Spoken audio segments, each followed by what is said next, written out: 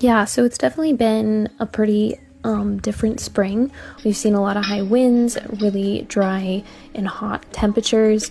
With our sandy soil that we have at the farm, we lay hay over our rows to keep the moisture in the soil. We still continue to harvest and fertilize and move forward with the season. You can see here, this is what we see every spring and every fall. See those? So this is, they look like they've already hatched. Normally on the back of here, you'll see like a ton of babies. So what I'm gonna go ahead and do, and I do often when I start to see this happening, we do spray BT for it.